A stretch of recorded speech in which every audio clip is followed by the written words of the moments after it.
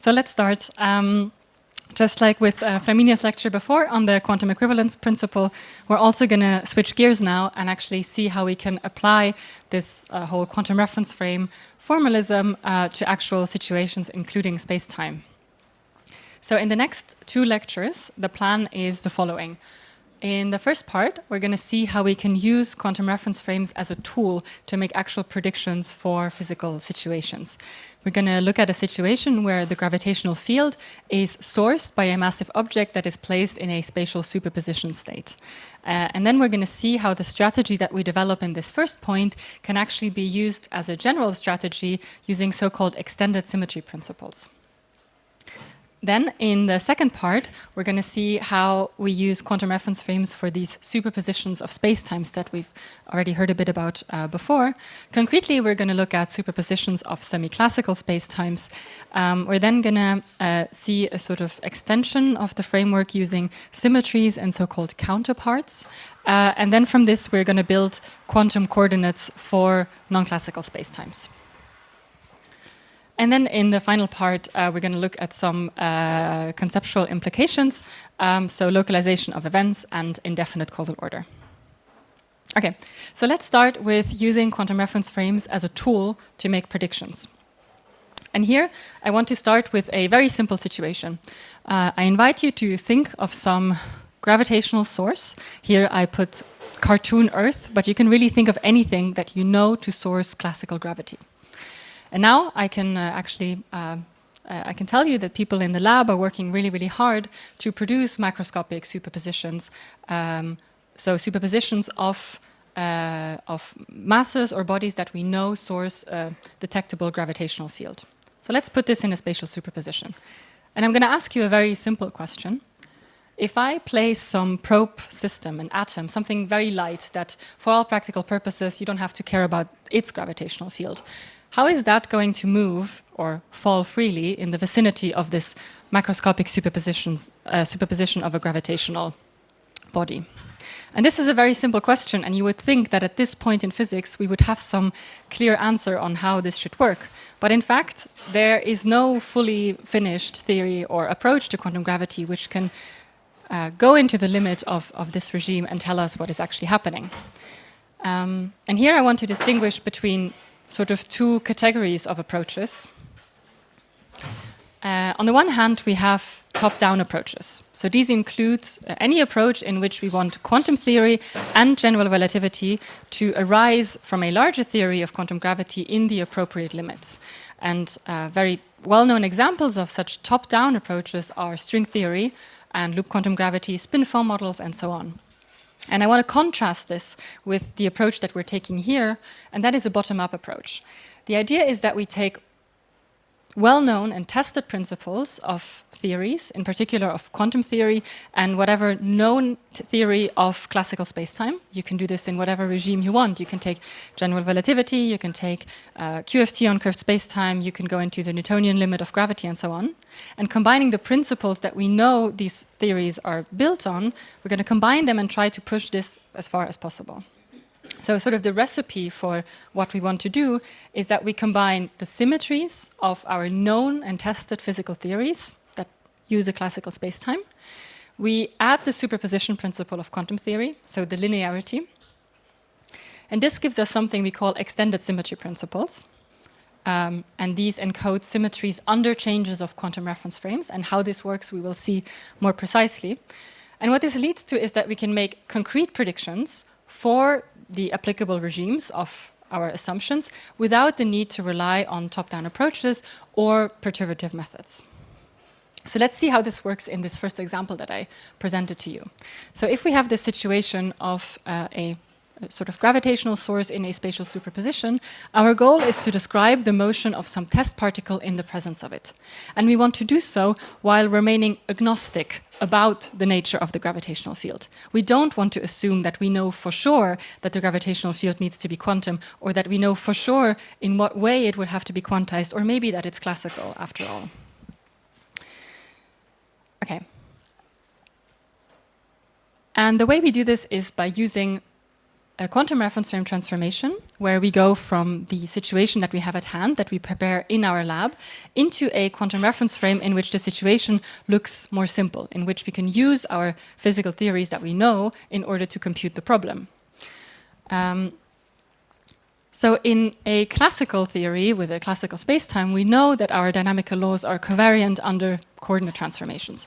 I have the right to change from my Cartesian coordinates to spherical coordinates or polar coordinates, and I'm also allowed to perform active reference frame transformations. I can describe my physical laws from any classical reference frame that I want, and we know and we have tested that the physical laws retain their form under these coordinate transformations. And the important and big conceptual step that we're making here is that we assume that our dynamical laws are also covariant under some extended transformations. And these are quantum coordinate transformations or quantum reference frame transformations. And if we assume such a symmetry principle, then that's what we call an extended symmetry principle. Okay.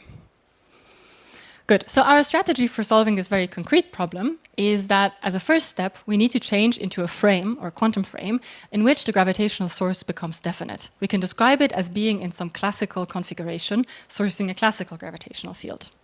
Now, doing this is really entirely analogous to the situation we had in the lectures before, where we were describing some systems A, B, and C.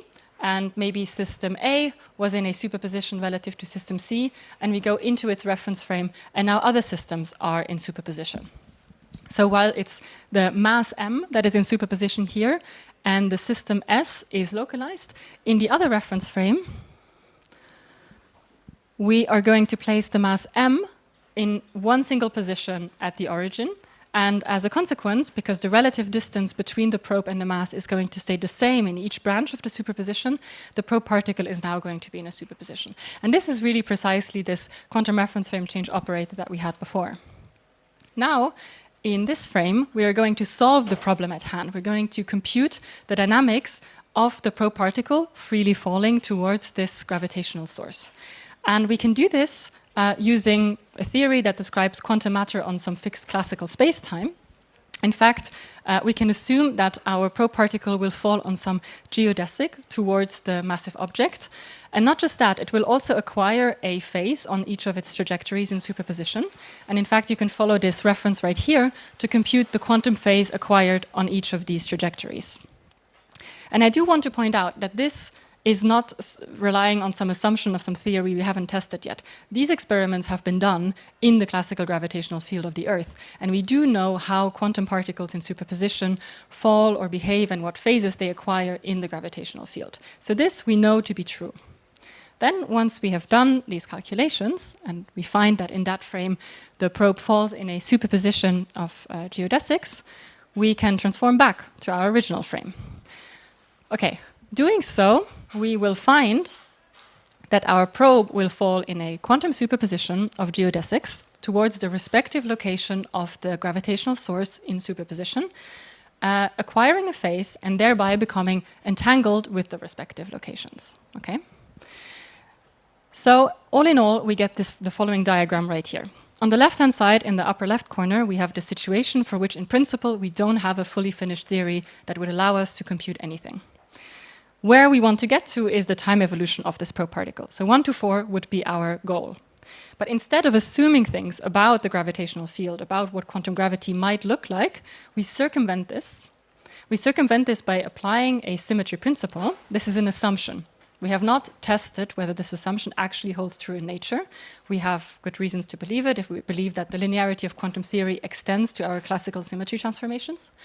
But if we believe that the physical laws are still valid in frame number 2, then in this frame I compute the time evolution and then I go back again. So this diagram commutes under the assumption that the symmetry principle holds. Okay?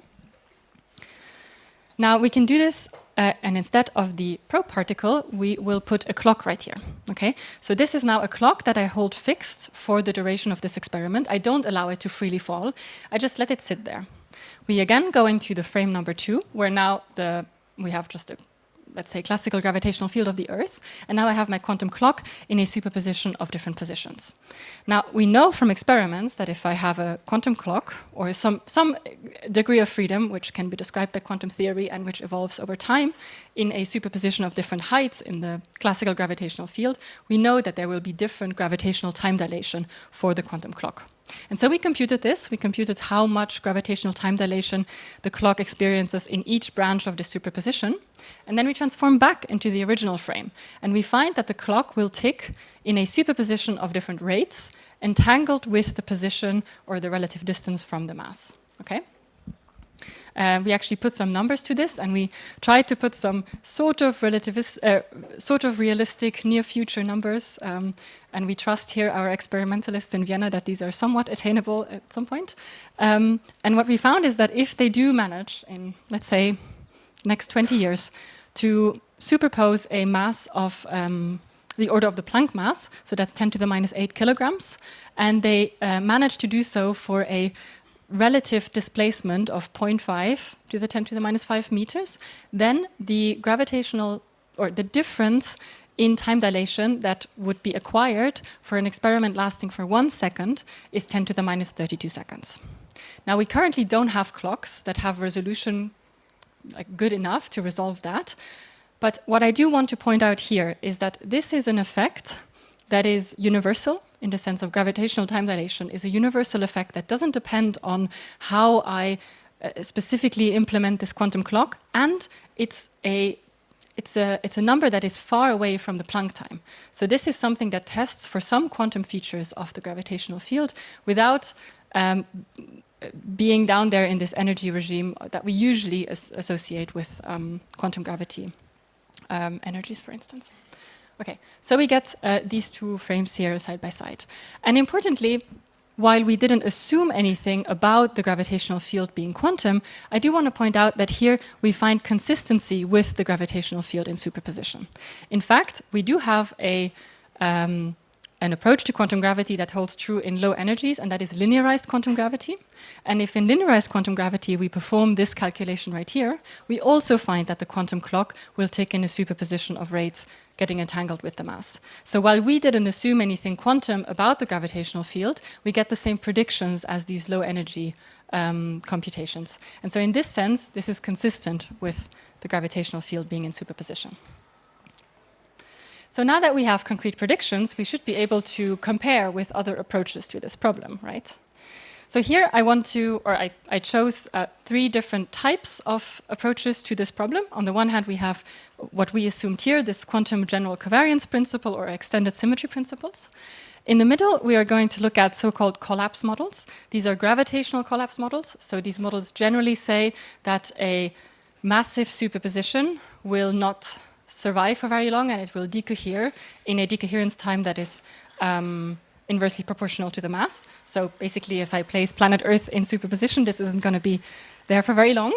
And then we also have models that treat gravity in a semi-classical way, in the sense that basically I take the stress-energy tensor describing my matter, and then I take the expectation value of it. And here, if this is a superposition, an equal superposition of the mass being here and here, its expectation value would correspond to the mass simply being in the middle and then being treated classically. Okay. So let's see how in these different frames, these different models would describe this situation. Let's start with the collapse model. In this case, because the superposition of the massive object doesn't survive for very long, I will either find the mass on the right or on the left, but either way, the probe particle will only fall on some classical trajectory either towards the left or towards the right. Okay. In the semi-classical gravity case, if I place the probe particle exactly in the middle, and now the expectation value of my stress-energy tensor is such that also the source is in the middle, it will simply not move either to the left or to the right. Okay? And as we saw, using this extended symmetry principle, we will find that the probe actually moves in a superposition of trajectories towards the respective location of the source and superposition. So then in the lower frame, we of course have just the massive object in a definite configuration, and it's just the probe that's in a superposition. Now, it would be really weird for any model here to disagree, because we have tested this, right? Any model that doesn't agree with this, we have already discarded anyway. So what I want you to notice here is that we don't have the same predictions for the one quantum frame and the other quantum frame for collapse models, nor do we have this for semi-classical gravity. And what we do have is that we have consistent or the same predictions in both quantum frames for these quantum general covariance models. So in a way, we can say that any model that doesn't give the same prediction for these two frames simply has some preferred quantum reference frame. They would say that the physical laws are, or that the description is more valid maybe in a frame in which the very massive gravitational source is classical, and that this is just not a valid description. They would not agree that this is a good assumption for us to say that the physical laws retain their form in both frames. Okay, so if you believe that all quantum reference frames should be equal, then you should discard these models right here. Okay, and again, this is consistent with gravitational fields in superposition. So what do we learn from this case study? Well, the first one is that we can make concrete predictions while not assuming anything about whether gravity should be treated quantum mechanically or with quantum theory or not. And it is at least a corroboration, a coherence check that indeed it could make sense to describe the gravitational field sourced by a massive object in superposition as a superposition of gravitational fields. I do want to add a caveat here, and that is that we are restricted here to superpositions of semi-classical position states of the gravitational source. Yes?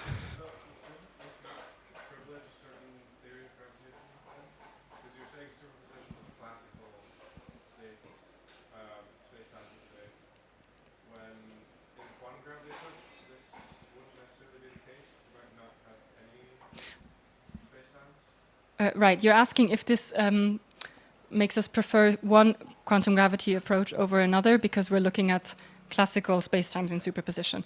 Well, I would say this is a particular regime that a theory of quantum gravity should be able to describe, but there are, of course, different regimes. And I'm going to talk about what regime we are restricted to, but any quantum gravity approach must at some point give us an answer to also this regime, right?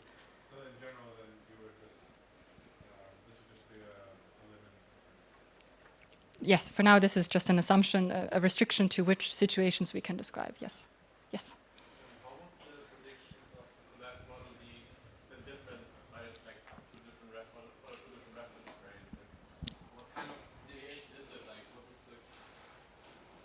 the right. Deviation? Right, here you would measure some superposition of the trajectories, so if you can verify this in an experiment,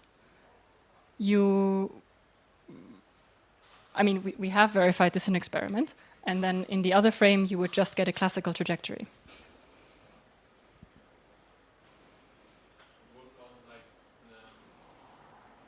In particular, you would not be able to measure this phase here. You wouldn't see some decrease of visibility. Like here, you can actually verify that there's entanglement, and you can do interference experiments.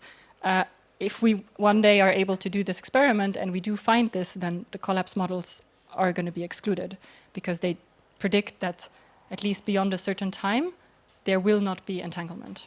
That's a certain time, right? So that's very short time. Right, and that is the obstacle that experiments face, right? In order to exclude something like a Penrose-Dioschi model, you have to be able to uphold coherence long enough so that you're sure that you're measuring beyond the collapse time. And if then you find entanglement, I would say you have excluded this model. I think there are more clever proposals experimentally to do that. This is sort of a toy model thing. But yeah. Okay. Any other questions? Yes?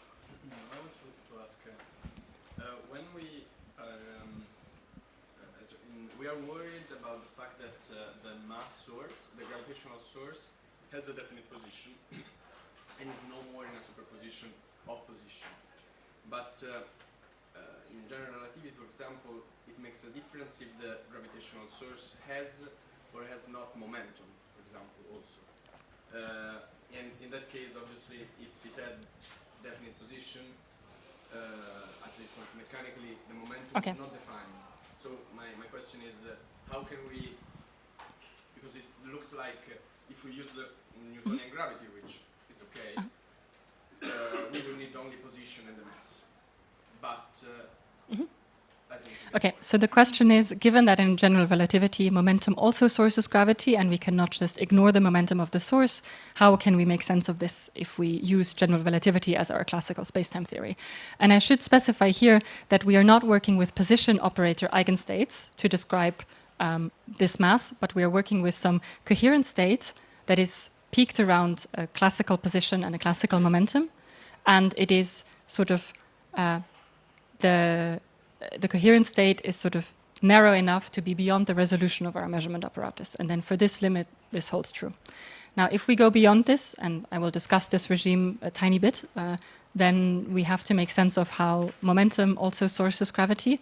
And I think that non-ideal quantum reference frames will then be needed to solve this problem. Good. Any other questions? Good. Okay. Good. So we have now looked at one specific situation in which we used symmetry under changes of quantum reference frame to make a problem look simpler in some specific frame. We solved it there and then we went back. Can we do this more generally? Well, the answer is yes. And that is that we will try to always combine a symmetry of a known physical theory, maybe not just that of Newtonian gravity or GR, but any theory that we want to use for our situation, and then we add linearity of quantum theory, and we get this extended symmetry principle. And this extended symmetry principle posits that the equations of motion are invariant or covariant under quantum-controlled symmetry transformations. And examples of this have been worked out in the literature in the last years. So we already saw quite a lot on translations and Galilei transformations. The same has been done for spin rotations. Then we have the Euclidean group. We also did this for conformal transformations. You can do it for Lorentz boosts and even quantum diffeomorphisms. And we will talk a bit more about these quantum diffeomorphisms in a bit. Okay. Good. So from now on, we are going to take it that quantum matter in superposition sources gravitational fields in superposition, at least in the appropriate regime. So far, we tried to stay agnostic about this in order to make this nice argument where we don't have to assume anything about quantum gravity and so on. Now, we take this argument to give us enough confidence that at least this is something worth pursuing. And then if at some point experiment shows that quantum matter in superposition does not source spacetimes in superposition, then of course everything that follows here will be put into question. So I just want to be very clear that from now on we will make this assumption, okay? So I want to start actually by a comment on semi-classical spacetimes in superposition. Why should we study specifically these superpositions? So first, this is a particular regime of interest that lies at the intersection of gravity and quantum theory, and that should be regarded as complementary to approaches to a full theory. This is not supposed to compete with approaches like string theory. We're not interested in answering the same questions. Rather, and I will get to this, these are situations that are expected to arise much earlier in experiments as opposed to high energy situations that are described by high energy approaches. These superpositions of semi-classical spacetimes are expected to arise, for instance, when a massive object is placed in a spatial superposition of two semi-classical configurations. So the motivations for studying this is one, that this is founded on quite minimal and well-founded assumptions. So on the one hand, we have to assume that we can find a semi-classical state that describes the space-time metric that is peaked around a classical solution to Einstein's equations. Now, from a technical point of view, this is not trivial at all, and this is one of the big problems in quantum gravity approaches, how to define these semi-classical states in a mathematically rigorous way. But assuming that these states exist, together with assuming that the linearity of quantum theory holds in this regime, then we get these extended symmetry principles. Second, so far we've seen agreement with predictions from linearized quantum gravity, which for now in the low energy regime is one of the best tools we have to make predictions. Then third, as I just mentioned, we have testability in hopefully near future experiments. So this is sort of an approach where we hope to gain more insight within the next 2 decades on whether or not these assumptions are good assumptions. And then, as a fourth point, using these extended symmetry principles from combining classical symmetries with linearity we get these quantum-controlled symmetry transformations. So we get this whole toolbox of quantum reference frames. And this enables us to look for invariants under these extended symmetry transformations. So if you look at, even historically, at how GR developed, and how we try to make sense of diffeomorphism invariant quantities in GR as sort of the elements of reality on which we should build our understanding, then here the idea is that now we are going to look for invariants under quantum reference frame transformations or quantum diffeomorphisms to identify possible new invariants and therefore observables in some future theory of quantum gravity. Yeah. Are there questions for this? Okay, so now let's take seriously this idea that we have some massive object and it actually sources a superposition of spacetimes. Now, if this mass grows larger and larger, at some point there will be no background against which this can just be treated as some perturbation. It will be really the mass itself that sources spacetime. But if this happens, then what does it mean for the mass to be in a superposition of different locations when the location is only defined relative to where the mass sources spacetime? You see, it becomes a circular argument. Now, of course, one possible answer that one might want to give is that this statement is only true in one coordinate system. And I can equip these two spacetimes with some coordinates of my choice and just say, well, these masses are in different locations because on the left the mass is at 1, 2, and on the right the mass is at 3, 2. So clearly they're in different locations. But we know from the diffeomorphism invariance of GR that we can just change coordinates. And there is in principle nothing that stops me from reshuffling these coordinates in some differentiable, smooth way. And then, now in this new coordinate choice, my mass is actually in position 3, 1 in both branches. So is there no superposition now anymore? And in fact, what we want to argue here is that whether or not the massive object is in a superposition of different locations or in the same location depends on my quantum reference frame, on my quantum coordinate system. So it's a matter that's relative to the frame that I choose. Okay, in order to make this a bit more precise, I'm now going to introduce a bit of technical framework, but we're going to see that this will help us to make sense of sort of what is the same and what is different in quantum reference frames. Okay, so we start with whatever theory with some symmetry group G. And this big rectangle here, this big phi, is the space of all possible configurations or models. So each single point in the space of models contains some configuration that my theory can be found in. Okay? Now, if I have a symmetry G, then I can find all the models in this space of models that represent the same physical situation and that are related under this symmetry transformation. So any two models that lie on the same orbit, they're just related by some symmetry transformation. So they are taken to represent the same physical state of the world, they're just different representations of it. For example, different gauge fixings for the same model. There's a question over there?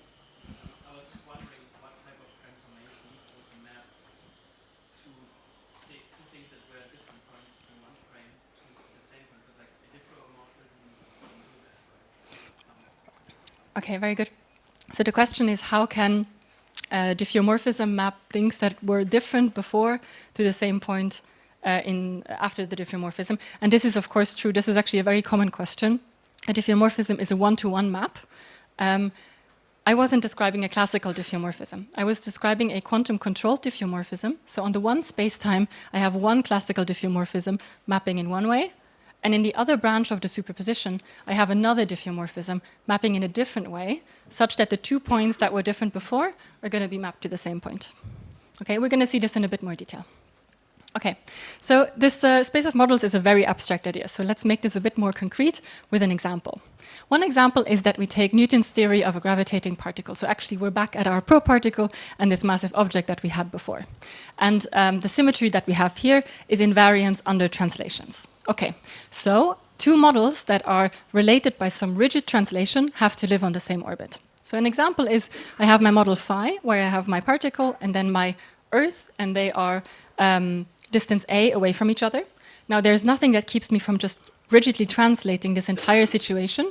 I'm going to get an in principle different model that lives on the same orbit. Okay? I hope this is clear. Then any two situations that live on different orbits must be characterized by different relative distances between these two systems. Okay? Now, in this space of models, if we pick a section, so that is we cut through the space of models in a way that we cut through every orbit, and for every orbit we pick out one particular point, then this means that we pick one representative on each orbit. And the choice of such a section is a matter of convention. Okay, I choose which representation on each orbit I want to work with. And what I claim here is that the choice of a section can be seen as a choice of a reference frame. Okay, so for each different orbit, I choose sort of my favorite representative. And as an example in this translation invariant theory, the choice that I make corresponds to where I put the origin of my real line. So here I use the flag to mark the origin. So let's say on the left orbit here, I mark the flag where the proparticle is, and then I do the same on this section for the other model. It's again the proparticle. And these are two physically inequivalent situations. Okay? So this section can be seen sort of as the reference frame of the particle. For each physical situation, I place the origin of my real line such that it corresponds to the perspective of the particle. Okay.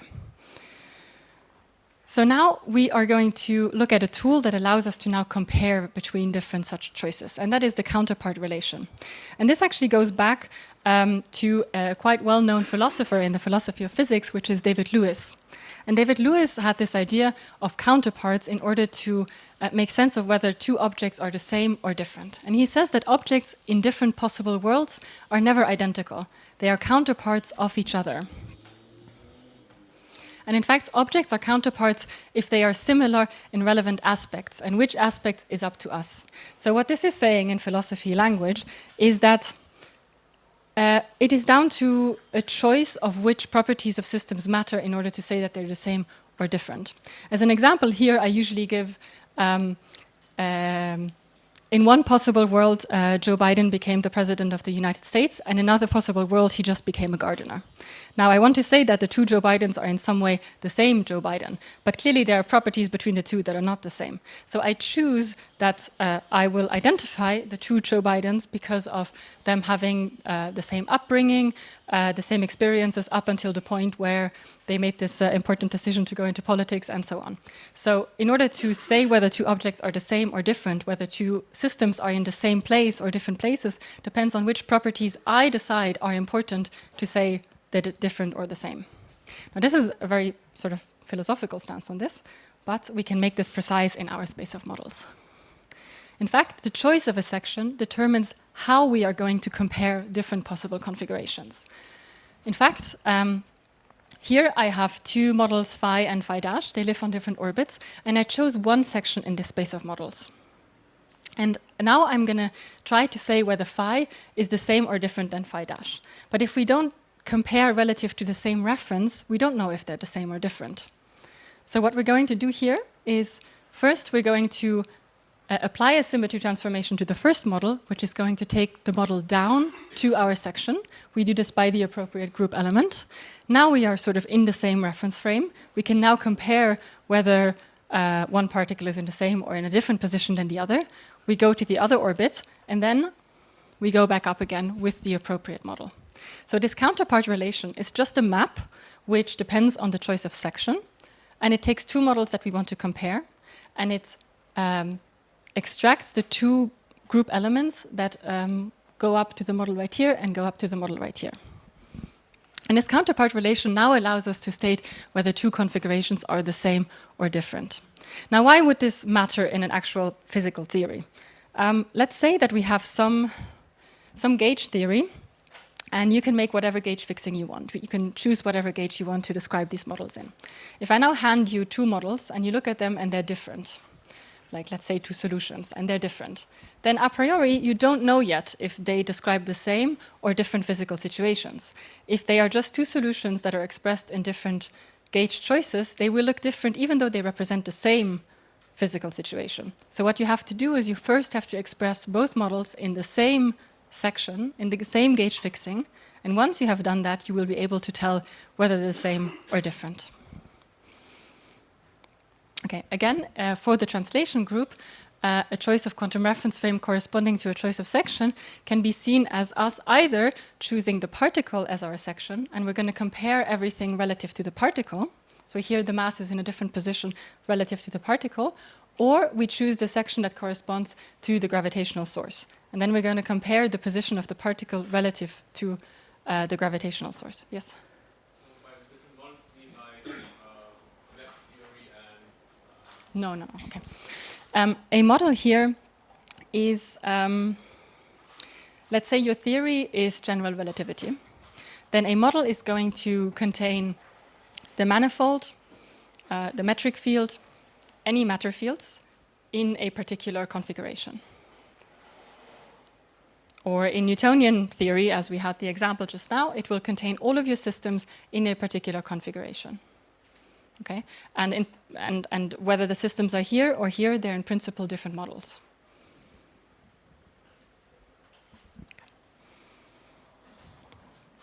Okay, and in the frame of the particle here, it is the position of the particle that is identified with itself across the superposition, and it's then relative to this that we can say that the mass is in one position in the one branch of the superposition and a different one in the other one.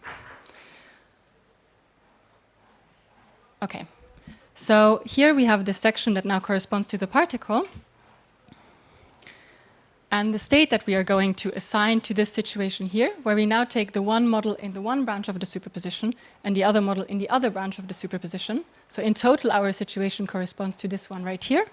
The state that we assign to this is that our particle is going to be in the zero state, and we have a superposition of the mass being at minus A and the mass being at plus A.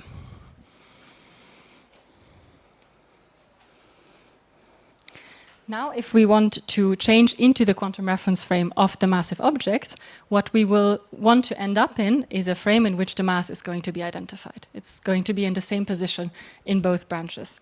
And what this will entail is that we will have to perform a different symmetry transformation in the one branch of the superposition than in the other one. In the one where the mass is A away from the origin, we will have to translate everything by minus A. And we will see that we will have achieved this because now the origin of our reference frame is exactly where the mass is.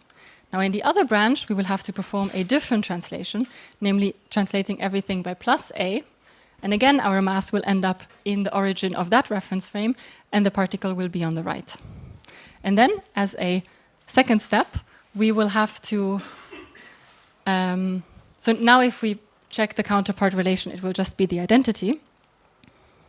And now, relative to this new section, we will get this representation right here. And the state that we assign to this is that now the mass is in the origin and it is the particle that is in a superposition.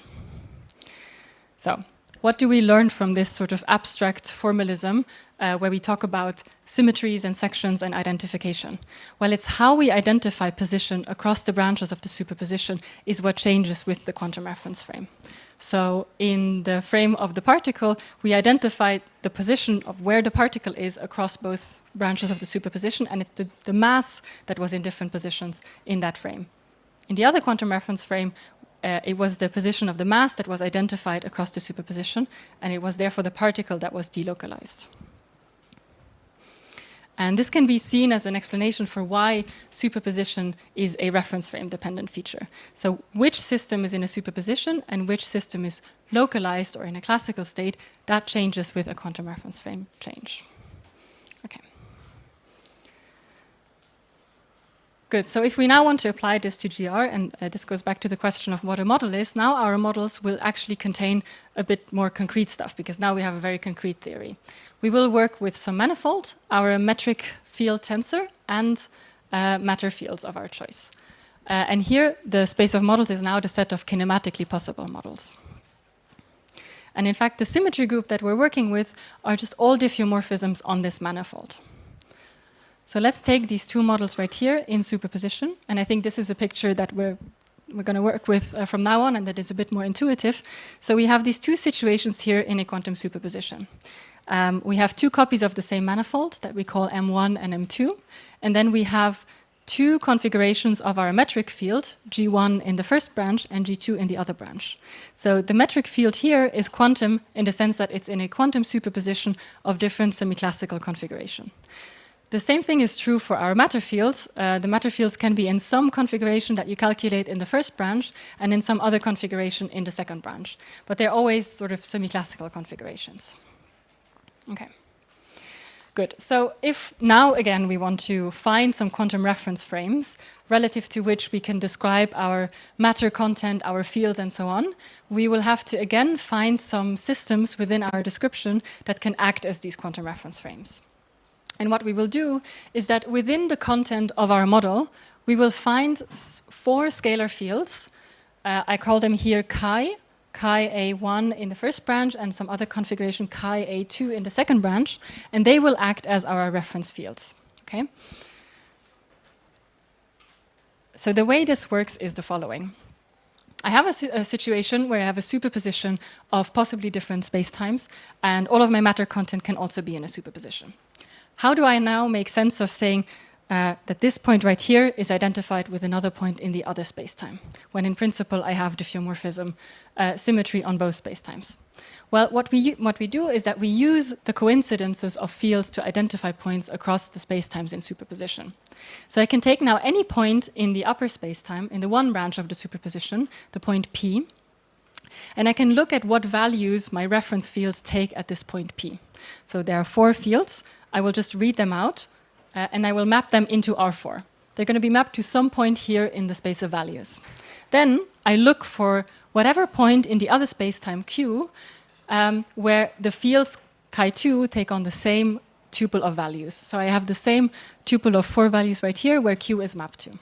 And if I find P that then corresponds to Q, then I say that P is the counterpart of Q relative to these reference fields.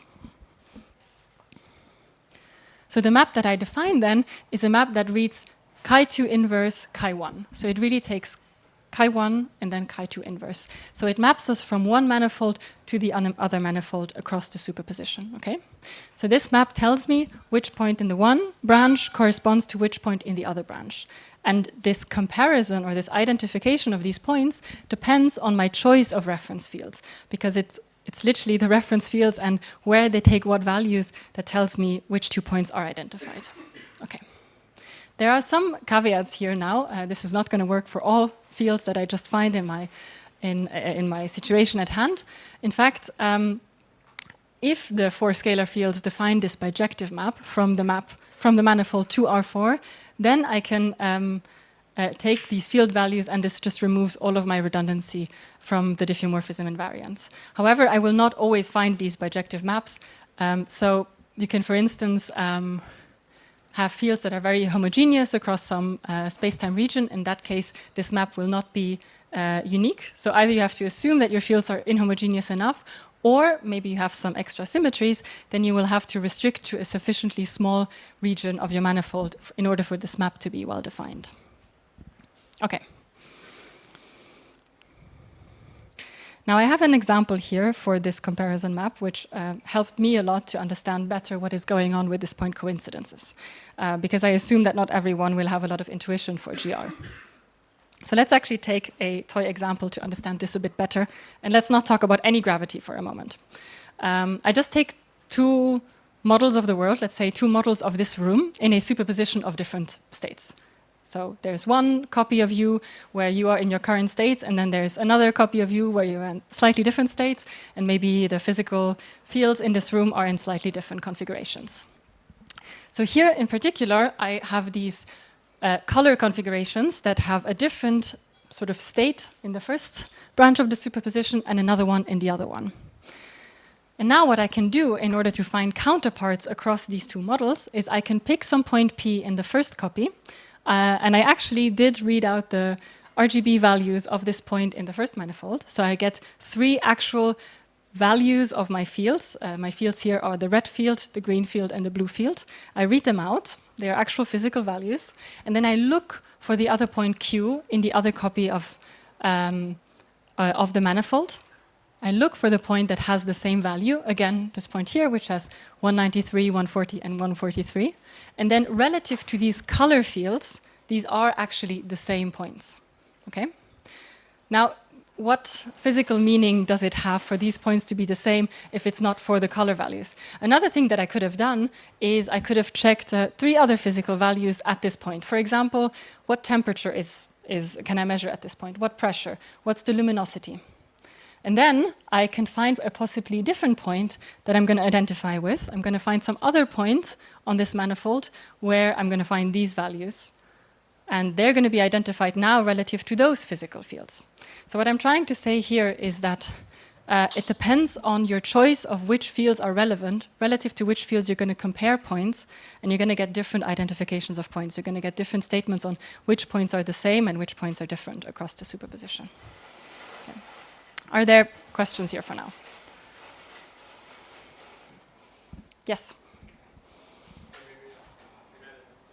Didn't understand something, but these 2 points, yes, these 2 points are the same, but they could have different environments, right? So the neighboring points would be different. So you're asking, what about the neighboring points around P? And you're saying that a neighboring point, so a point neighboring to P, could still be different from a neighboring point to Q.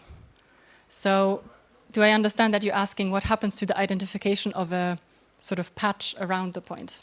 Yeah, because right, it's 2 same physical constants. I'm wondering, on one point, what about the neighboring points? Because right, neighboring points can also matter. Right, what about the neighboring points? So, of course, you can make this construction for all points. You can find the counterpart of any point up there to down here. And I think what you're worried about is that 2 neighboring points are going to be mapped to 2 very far away points in the other branch. This can, in principle, happen. There are some conditions that you can place on the physical fields, such as continuity, differentiability, and so on.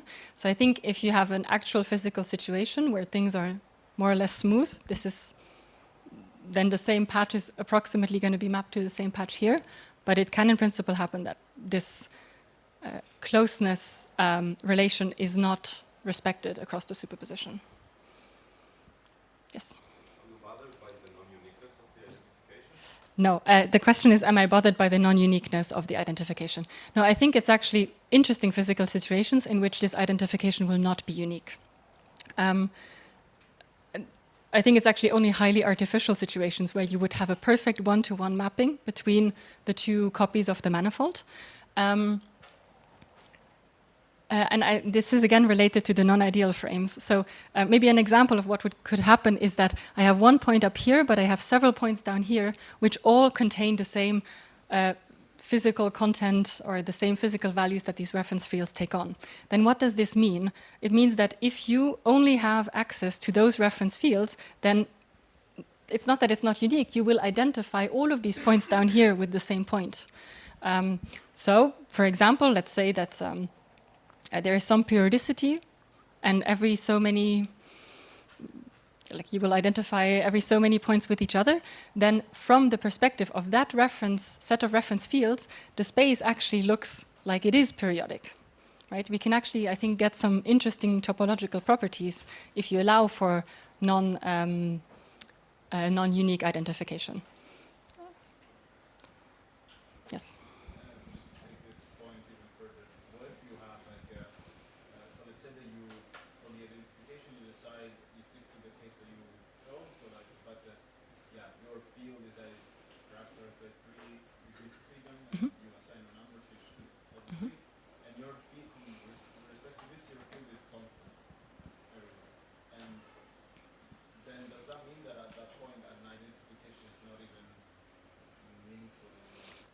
So what exactly is constant? Let's say the 3 numbers, they're the same. Let's say that you choose one reference frame, and in that reference frame, the value of the field is the same everywhere, right? So I take a reference field, and the value of the field is the same everywhere in some entire region. Yeah. Yes. Okay. And then in that case, this is a very bad reference field, yeah, okay. right? Doesn't even make sense. The comparison map would be ill-defined because it would map one point to an infinity of points in some patch. So this is a very bad reference field, and either, as I say here, we exclude these situations, or in some follow-up work, we try to make sense of what happens in some actual physical scenarios. And these are all non-ideal frames in this sense, right? They carry additional symmetries, or they don't allow to define a unique one-on-one mapping. Right. Yeah. So I think rather than these being problems, these are situations to explore. Yeah. Yes. No, I wanted to ask the fact that we use a field which, in a way, has to be inhomogeneous. Makes sense because you have to make points distinguishable in general, and that's what a rule does. Not a rule, a ruler does. It makes points distinguishable by one of these properties which are ticks. And that's what every quantum reference frame, the reference frame does. It makes points distinguishable. And so I agree with the fact that they have to be homogeneous, and more they have to be invertible. Because otherwise points are not distinguishable by their property of the fields. Okay. What I would say is that okay, let's say 1 point goes to 1 point of R3, okay, and then we define another vector field, which brings 1 point over 3 with this inverse to the new point. Now, I would say that the fact that we are using different systems which just distinguish points in different ways, two different systems, which in this case are key 1 and key 2, it's I would say natural. What it's we have to find the constraint on is how we link them, because in every reference frame, for example, in Galilean relativity, we have the same physically reference frames as in special relativity, but we use different transformation between them, and one transformation is true and one transformation isn't. So what I want to say is that what is has to be found is how these two links, not their existence. I would the last thing, this type of model, this type of construction, can be, I would say, used to model a general reference frame transformation, completely general. Okay. So you said many good points, and I will not be able to repeat everything in the microphone. You said one good thing, which I'm going to repeat, which is that a reference frame is used to distinguish points. And an example of this is a ruler. A ruler assigns a number to each point, and because the numbers that we assign are different, we know that these are different points relative to the ruler, at least. Then I want to clarify something which maybe wasn't clear, and I noticed this from what you were saying. Here, chi1 and chi2 are one and the same field in a superposition of different configuration. 1 and 2 mark the branches, okay? We are going to see in a second, actually on the next slide. No, not on the next slide. On some slide that comes soon. That we will then pick a second set of reference fields. So for now, they're chi, and then we will add another set of reference fields, which we're going to call chi tilde, and these are going to be different quantum reference frames. And then we're going to change between the one quantum reference frame into the other quantum reference frame. In this picture right here, for now, we only have one quantum reference frame. It's the color fields. Then I made this other example of the temperature, pressure, luminosity. This would be another quantum reference frame, which consists of 3 sets of 3 fields here, because I'm describing a 3D model. So let's just be very precise on when we talk about different configurations of the same system in a superposition and 2 different systems that we use as different quantum reference frames. Okay? So these are, in a way, the same reference frame. Exactly. So this is one reference frame. The reference frame is the field of red, green, and blue. And I consider here a superposition of different field configurations. In the one branch of the superposition, the colors are like this. In the other branch of the superposition, the colors are like this. Okay? And now I want to understand, relative to these color fields, what's the same point across the superposition. And the answer is, it's the point at which the colors are the same. Okay? Yes? I'm not really sure, like, what do you mean that they are the same, like, coordinates if, like, they are 2 different manifolds? Like, like, chi2 doesn't have support in chi1. Sorry, chi2 doesn't have support in m1, and chi1 doesn't have support in m2. Like, they map from different spaces. When I mean the same points, I mean they are identified with one another under a certain map. Okay? These are, in principle, different manifolds, but as I said before, they are copies of the same manifold. What I want to describe is a situation in which my matter and my fields are in a superposition of different configurations, and I want to make sense of what it means for one point to be the same as the other point in the other branch of the superposition. But maybe it helps to actually think of the manifold as the same manifold. But also, so the choice of that is like completely arbitrary. Sorry? The choice of that is completely arbitrary. You give me two manifolds, like you give me two manifolds that are diffeomorphic to each other. I can take choose some atlas on the first one, go to R, use my transition maps to go to the other one with with inverse of its atlas. I can do I agree that this construction can be used on situations where one manifold has nothing to do, no similarity in physical content with the other one, and the map will still be well defined. I agree with this. Here, what I want to describe is one physical situation in which I have systems in superposition, and I want to describe what is the same or different across the superposition. And in those cases, my manifolds will be the same. So I think what you're describing is applying this map to a more general situation. And you can do that.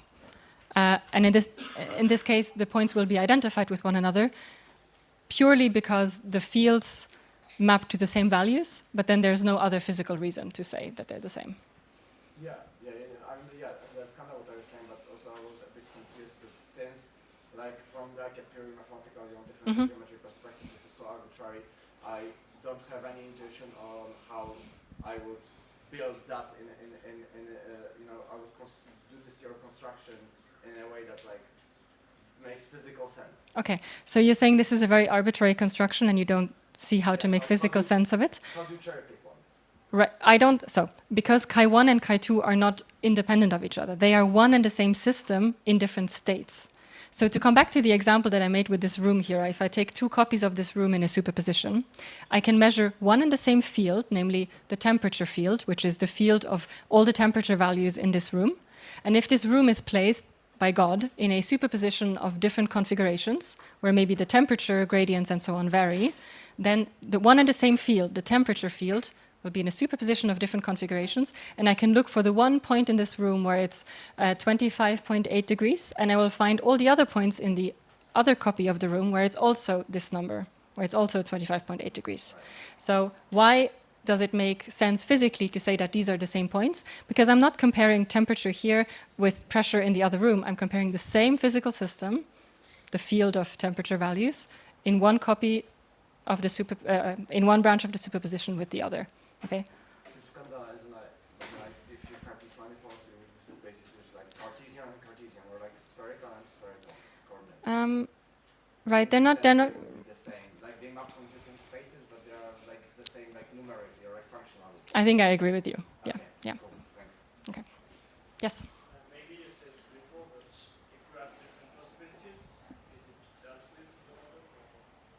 Say again. In your first example, if there are like 3 points at 28 degrees Yes. in one field and 3 points at 28 degrees in one field, how do we know which one goes to which one? Right. So the question is, if there's 3 points with 25.8 degrees in the one copy and 3 with the other, then we are in the problematic case where this map is not unambiguous. We will identify all 6 points with one another. And don't ask me what that specifically means, other than the temperature field is not a very good reference frame. So it defines the whole subset. Exactly. Yeah.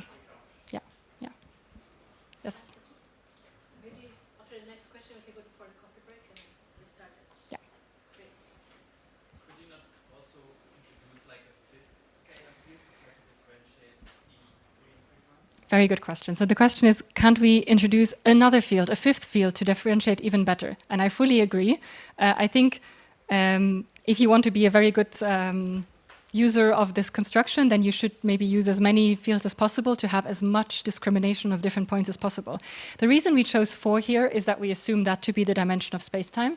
So that's like the smallest number of fields needed in the ideal case to build this map.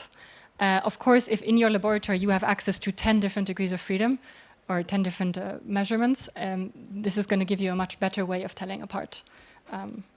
So just to wrap up what we talked about now in the previous hour, I told you about how we can use 4 or more or less scalar fields in the space-time region or the region on our manifold that we want to consider in order to build reference frames out of them. And I want to actually here be precise and list 3 different ways in which we can model our reference fields. We've actually already heard of some examples. So actually the first case is one of idealized or coordinate fields. So these can be entirely abstract, made-up fields, just some field that assigns values to various space-time points in the first branch of the superposition and the other branch of the superposition, so they don't have to really mean anything. And for some people who want to talk about these superpositions of space-times, this is the preferred way of doing things. They want idealized and coordinate fields that are not actually there. Okay? A second option is to use actual dynamical fields. So these are some matter fields that are actually there in our situation, and we're going to pick 4 scalar fields, or we're going to build 4 scalar fields out of the matter content of our situation, but we're choosing to only model this dynamically without back reaction. So a concrete example of this is if I have some Klein-Gordon fields on curved spacetime, they're not going to back react on my metric, they're not going to gravitate themselves, but I can use them as some dynamical content in front of me out of which I can construct my 4 scalar fields, my quantum reference fields. Or if I want to go the full way, I can choose dynamical fields together with their back reaction, and that is what other people really, what some people in the quantum gravity community really want to do. It's to really build these quantum reference frames or fields out of fields that back react on the space-time. And you are free to pick either one depending on what you have in mind, what you want to do. So to sort of recap what we're doing here, we want to see a choice of quantum reference frame as a choice of scalar fields and the corresponding identification map. So I really want you to keep in mind that depending on which subsystems you choose a particular way of identifying some point here with a point across the superposition in the other copy of the manifold. And just because P is identified with Q relative to one choice of fields doesn't mean that P will be identified with Q relative to some other choice. In fact, here you already see that now we have these chi fields, and we also have the chi tilde fields. And I really marked them in orange and in blue, and I want you to keep in mind that they're different subsets of system, or different systems that you choose as your quantum reference frame. And what we haven't really talked about yet is how to change between different quantum reference frames. We've only talked about how to make sense of identification of points relative to one particular choice. But given one particular choice, how do I now change into a different choice of quantum reference frame? And in fact, the transformation that gets me from one quantum reference frame choice, chi, let's say, to another one, chi tilde, is that I apply a quantum-controlled diffeomorphism. This means I apply some classical diffeomorphism in the first branch. It's going to map every point in the manifold in the first branch to some unique other point in that same manifold, and another diffeomorphism in the second one. And I do so in a quantum-controlled manner. And actually, if I want to change from chi into chi tilde, I will have to perform that diffeomorphism, which makes the new reference frame, chi tilde, definite. And then I change which map I use to identify. Okay? So before the change, I use the C chi map. Then I apply the diffeomorphism that makes the chi tilde fields definite. And then I also change which map I use to say this point now corresponds to this other point. We will actually now see a very concrete step-by-step view of this argument in the part on conceptual implications. And in fact, we will look at localization of points and events using this framework. So let's start here on the left. So again, to recap what we're doing here, we have a situation with a superposition of one and the same manifold with metric fields and matter fields and so on in a superposition of different configurations. Okay. And we have identified our first choice of quantum reference frame, the chi fields, the orange ones. And they give rise to one particular comparison map or identification map, the orange C chi. And according to this orange C chi, P happens to be identified with Q. So C of chi of P is Q. And we say that now the pair of points P and Q are localized if and only if they are identified under this map. This is just to fix our language, okay? Good. Now, what happens if I only apply a quantum diffeomorphism? A quantum diffeomorphism, as I said, is a transformation which applies some diffeomorphism D1 in the first branch of the superposition, and a possibly different diffeomorphism D2 on the other branch of the superposition. Okay, so in the upper one, P will be mapped to D1 of P, and in the lower one, Q will be mapped to D2 of Q. And now the question is, in principle, will this D1 of P still be identified with the D2 of Q? And if you go through the maths, it's not very difficult. It's just compositions of many different maps, and you have to be very careful not to get confused, and you will absolutely get confused when you do these calculations. But when you're very focused, then you will notice that indeed, if we only perform a quantum diffeomorphism, and you plug in here the C dash of chi of D1 of P, then you will find that this is equal to D2 of Q. So if you only apply independent diffeomorphisms on the separate branches of your superposition, nothing will happen. Things that are identified before will still be identified after. This is not yet a quantum reference frame change, okay? You've only applied different symmetry transformations on each branch of the superposition.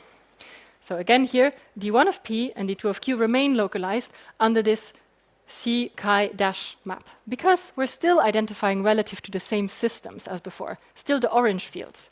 All we've done is chosen some different coordinates. Now we're going to do the crucial step where we actually change to a different system relative to which we're describing the rest. So we're now going to the blue systems, the chi tilde fields. They also define a comparison map in these new coordinates. That's why it has a dash. And the comparison map of those are the chi tilde fields composed. So you do first chi tilde 1, and then you compose it with chi tilde 2 inverse. So it's again a map from up to down. It again identifies points up with points down. And if you now go through the computation relative to these fields, D2 of Q here will in general not be identified with D1 of P under this map, okay? And what we conclude from this is that localization of events is reference frame dependent. It means that depending on the quantum reference frame that I choose, whether I choose the orange fields or the blue fields, whether or not 2 points are identified, and therefore whether or not 2 events happen in the same space-time point or in different space-time points, depends on the reference frame, okay? Now, you could ask, okay, but is there any actual physical situation where this really happens, or is this just some in-principle possibility? And I'm going to give you now a very concrete example. And as I said to someone in the break already, this is sort of the example that we have constructed for the gravity people, okay? This is just an example. It doesn't mean that all our reference frames have to look this way. So lots of people in the quantum gravity community obviously want the quantum reference frames to be built out of something that has to do with the metric, okay? They don't want some abstract pressure and temperature fields. They're not very impressed with this. They want me to take the space-time metric and construct it in some way and then make the 4 scalar fields, and that is what should identify points. So because they wanted this, we found these combinations of sort of difficult quantities. So these are just some combinations of the Riemann tensor and the Weil tensor and so on. You don't have to understand what all of this means.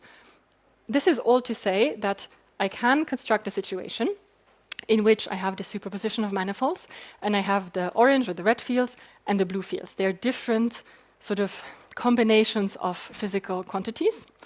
And in the frame of the orange or red fields, I will actually identify P with Q simply because I choose P here to be a point at which these 5 quantities take these values 1, 0, 2, 3, 4. And so when I plug this in, I will map this to the point 1, 2, 3, 4. The same will happen with this point Q, okay? Because I choose this. This is just an example. Now, for these 2 points at which these values are taken on, if I plug it into the blue fields, I will actually find that they're not mapped to the same point. In fact, this will be mapped to some other point, Q tilde here. And what I really want to point out here is these fields have to be in relative superposition relative to one another. So if I go into the perspective of the red fields, the blue fields are going to be in a superposition of different configurations. And if I go into the blue fields, it's the red fields that are in a superposition. And only if we have this relative superposition, meaning one frame is in a superposition relative to the other frame, and vice versa, then we get this localization in one frame but delocalization in the other frame, okay? So to go back to our conclusion here about the frame dependence, I really want you to think of some event happening, some photodetector clicking, or here I'm trying to represent two satellites crashing. It's one and the same event, and I'm asking, is this event happening in the same space-time point or in a superposition of different space-time points? And what we learn here is that depending on which subsystems I choose as my reference frame, for instance the orange ones, this crash is going to happen in one and the same space-time point or region, and relative to another one, the same event is going to look space-time delocalized. Okay, so identification of space-time points and localization of events are frame-dependent, and therefore there's no absolute physical meaning to saying this event happens in a localized manner or not. Yes? I don't know. For me, it feels like if you use more of these calculus, for example, on the slide before, you could use, there were in total 5 different scalar fields between the two. If you would use these 5 scalar fields to differentiate points, could you not achieve a better localization or like a more unique localization of events than just using 4 of them? Okay, so the question is, oh, what if I just add more reference fields? Will I not be able to localize better?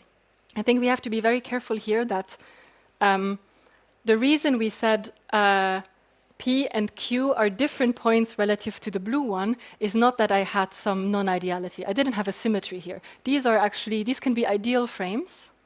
It's just, if I care about these 4 combinations, then P and Q tilde will be the same. And if I care about these 4 combinations, P and Q will be the same. It's not that if I now add yet another one, that suddenly they will be more the same.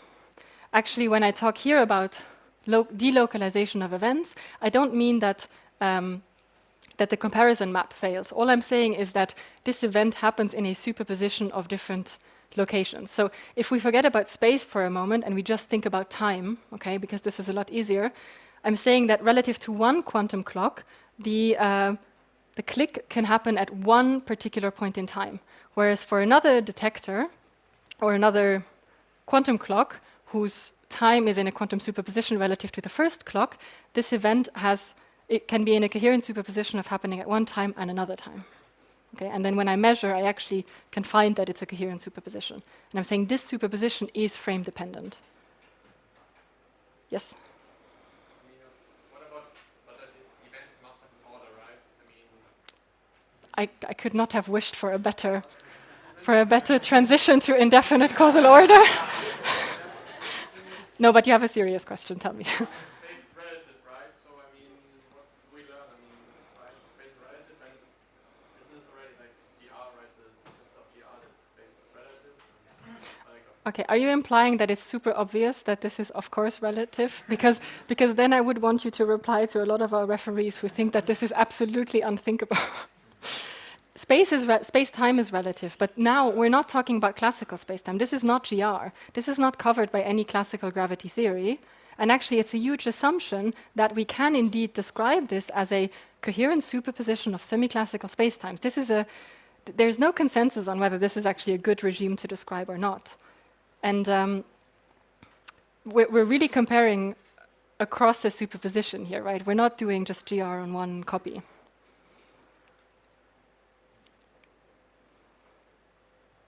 Maybe we continue after. Okay. Any more questions before we go to causal order? Okay. So we had this wonderful transition of, well, shouldn't there be order between events? And I guess you were arguing that this should at least be the same everywhere? Well, there should be like...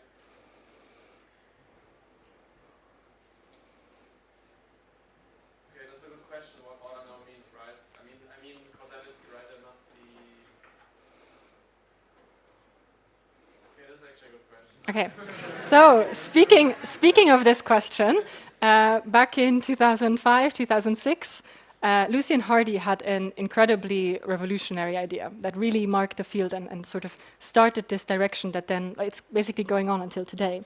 And that is to understand the following. It seems that we're struggling to combine our two most successful theories, general relativity and quantum theory. So let's understand which principles both theories are characterized by. What are the surprising features of each of the theories? Well, general relativity is, as you said, it has a dynamical causal structure. So the order of events is determined by the space-time structure. It's encoded in the space-time, and it's a deterministic theory. Quantum theory has, in principle, a fixed causal structure, but it's a probabilistic theory. So then Lucian Hardy thought, well, what if we combine the two sort of interesting principles of both theories? What if we combine dynamical causal structure, so sort of space-time telling events in which order they're supposed to happen, but we make that quantum, we make it probabilistic. Okay? And that is very closely tied to this superposition of spacetimes. We take spacetime sort of as the stage on which events happen, but now we make the stage itself quantum. So then what happens to the order of events? So visually, we can think of it as the following. We have two agents here, Alice and Bob, each in their laboratories. And we give one of them a quantum system, and Alice is going to send this to Bob. Okay. And we don't want to assume any external causal structure in which these laboratories are embedded. Because in principle, this can be quantum gravity, and for all we know, there might not be any predetermined or fixed causal structure in which we can describe this process. So let's be very minimalistic here. What we assume in this is that Alice has some input into her laboratory. This is described by some Alice input Hilbert space, and she has some output Alice Hilbert space. And in her laboratory, Alice can in principle do whatever she wants. She can apply unitary operations, she can make measurements and get outcomes, she can prepare things, she can control her operations on her outcomes, and so on. But she will get some outcome A with some probability PA. Now the same is true for Bob, input Hilbert space, output Hilbert space, and some operations. And now we want to describe in full generality the probabilities for getting outcomes A and B, not assuming any causal structure or space-time structure in which these laboratories are embedded. Okay. Now, this idea of sort of abstracting out this process and trying to remove any assumptions about the causal structure was described in the so-called process matrix formalism that for the first time came up in this paper right here. And in fact, I'm not going to go into process matrices in any detail, but you can think of this as some higher order structure that encodes a process happening, and I can place in Alice's and Bob's laboratories as blocks in this. Okay, and now any process can happen. I'm in principle able to describe any process where things go into Alice's laboratory and the system goes out. Same for Bob. They obtain some outcomes, and I want to describe the correlations. Okay, and this is a very powerful framework with which people have studied correlations and causal structures in general over the last more than 10 years. And I'm just going to talk about a very specific process here. Okay, this is just to say there is a whole body of literature, and if you're interested in this, you should definitely explore it. I'm only going to talk about one of the most harmless quantum processes, and that is the so-called quantum switch. Okay, in the quantum switch, we have some system that travels between Alice and Bob, not in a fixed causal order. Okay, no fixed temporal order. In fact, in one branch of the superposition, our system goes first into Alice's laboratory. Alice performs some operation on the system. Then it goes out, and then it goes into Bob's laboratory, and then it goes out to some referee. And this happens for some state of our control qubit, let's say 0. So if the control qubit is 0, it's first Alice and then Bob. If our control qubit is in the other state, 1, then it's first Bob, and then Alice, and then it goes out to the referee. Okay? And we actually consider a quantum-controlled superposition of both orders. Okay? So in a sense, we have A and B, A then B in a superposition with B then A. Okay. And this happens in a coherent manner. So it's not that we don't know if it's first A and then B or B and then A. We can verify that there's a coherent superposition between the two orders because we can do this in an interference experiment. And we can verify that indeed these two orders must have happened at the same time in the same experiment. Okay. So if you want to write this down in a quantum state, you have your control qubit here, and you have some target system that is at first in some initial state. And so in the first branch where the target qubit, where the control qubit is in 0, you have first UA and then UB. applied to the state of the target. And in the other branch, where your control qubit is 1, you have the opposite order. Okay? Good. And there are different implementations of this very abstract process that we can think of. The first one is the so-called optical quantum switch. It's optical because it's done on an optical table using quantum optics pieces in the laboratory. So we still have our 2 experimenters, Alice and Bob, and each of them receives a physical system and performs an operation on it, and then sends it out of the laboratory. And here this is implemented by having, it can be a photon or an electron moving and encountering a beam splitter. Then the beam splitter sends the photon on, let's say, 2 different paths in a superposition. And then on the one path, it encounters first Alice's wave plate, in fact. It's just a piece of glass that we say is Alice's operation. And then it goes on to Bob's wave plate, Bob's operation, and then it goes back out. And in the other branch, it's first Bob, and then Alice, and then it goes out. And then there's a beam splitter again, and so we can then verify whether there's true interference between these 2 paths. So in this sense, we have indefinite causal order through a superposition of paths. Okay, it's because our target system is moving on different paths. And this has actually been done. This has been realized in optical experiments. Actually, there are 2 different implementations, of which I don't know the details. They have, on the one hand, used path as a control. So the control qubit is simply, is it left or is it right? But they have also used the polarization of a quantum system as the control. Okay, so these experiments were done in 2014, 16, 18, and they have launched a huge debate over whether this is really what we mean by indefinite causal order. Because if you now think back to my slide on Lucian Hardy's revolutionary idea of how do we get to quantum gravity, well, we need to combine dynamical causal structure and order of space-time together with quantum theory. This has nothing to do with space-time, right? This is done in some really boring Minkowski space-time in your laboratory. And really all you've done is send some light through some beam splitter and it crosses some wave plates, and this is supposed to be what we mean by indefinite causal order in quantum gravity? Certainly not, right? I'm going to try to convince you otherwise, but... right, so then, back then, people took this seriously and they thought, okay, can we get indefinite causal order to where we're really using quantum aspects of space-time? Because that's surely what we mean by it. Can we get indefinite causal order through superpositions of gravitational fields? And they indeed devised a thought experiment, and that goes back to a paper by Zurich, Costa, Pikowski, and Bruckner. So in the gravitational quantum switch, we still have 2 experimenters, Alice and Bob, and each of them still perform an operation. But now we have to be a bit more careful. Both Alice and Bob carry some clock, which shows their proper time, okay?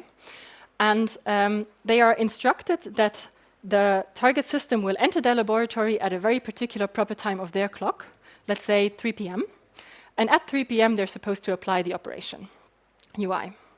All of this is now implemented in a gravitational field sourced by a massive object in superposition. So we have again our cartoon Earth here in a superposition of different locations. Now what happens in the different branches of this superposition?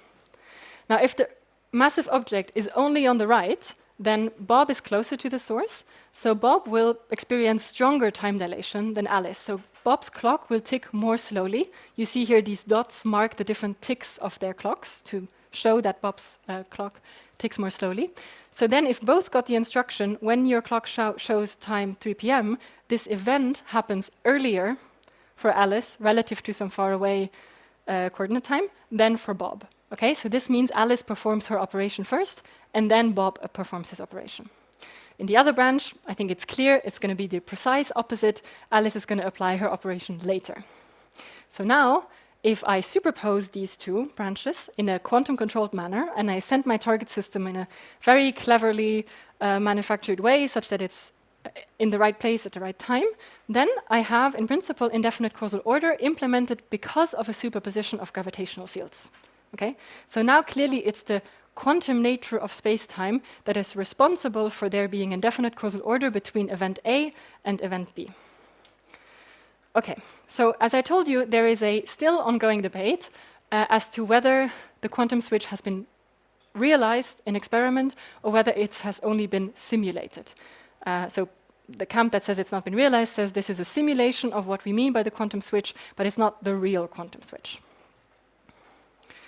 In fact, just to show you a bit of the debate in the literature, we have the original first experimental paper where there's the big claim from a foundational point of view, our experiment can be seen as the first realization of a superposition of causal orders, which represents an instant of indefinite causal structure. And this prompted people to reply. There is this paper by Pankovic and Virginovich from 2020 where they do a very thorough analysis of this, and they say we show that the current quantum switch experimental implementations do not feature superpositions of causal orders between space-time events, and that these superpositions can only occur in the context of superposed gravitational fields.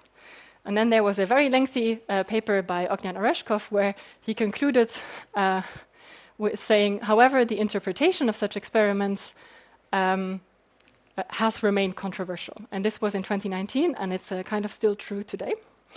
And just to make it clear again, what is the difference between these two implementations? We have on the one hand indefinite causal order implemented through a superpositions of trajectories on some classical spacetime.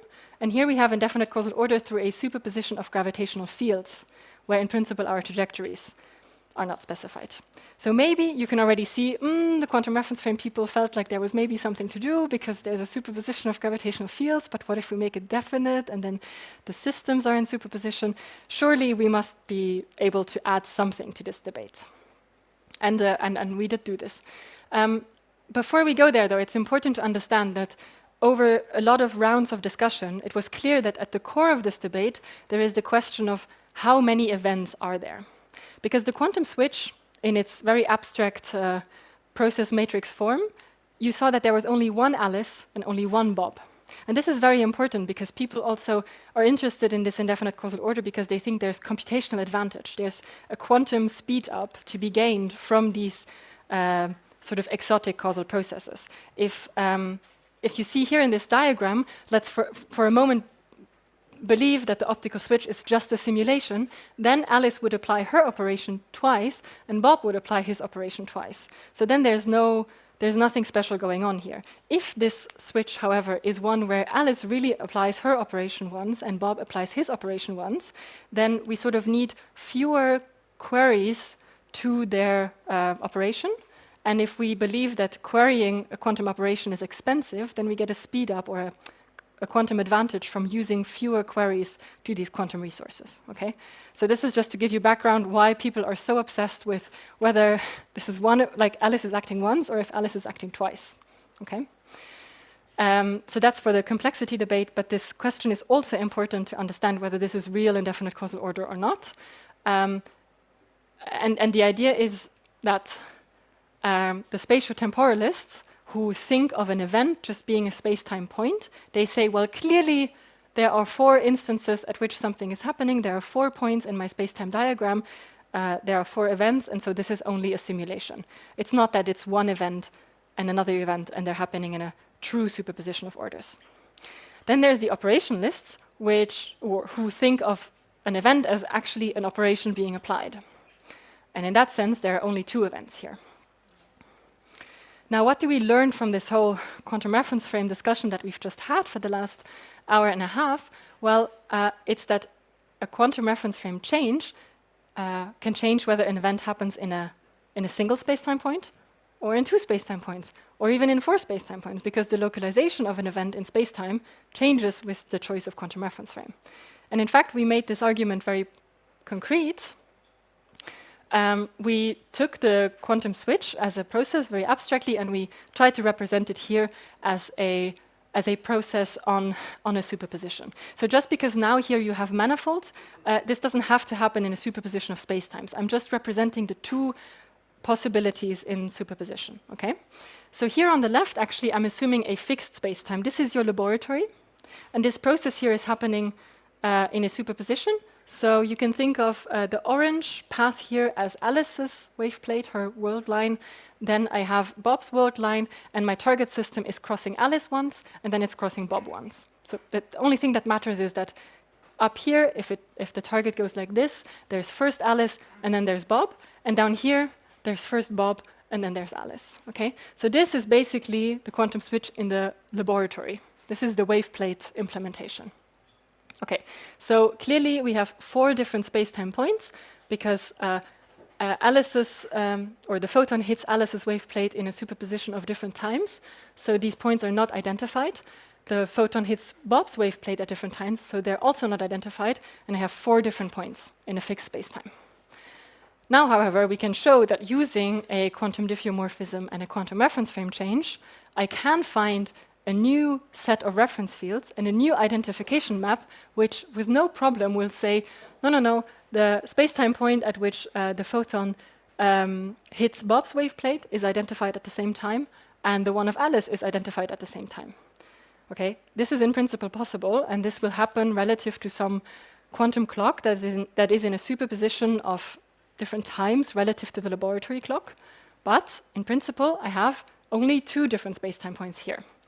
And what I will find is that I will have a superposition of spacetimes that will happen here. In fact, to be a bit more precise, I can start with indefinite causal order due to delocalized events in a fixed spacetime, and then map it to indefinite causal order due to a superposition of spacetime metrics at localized events.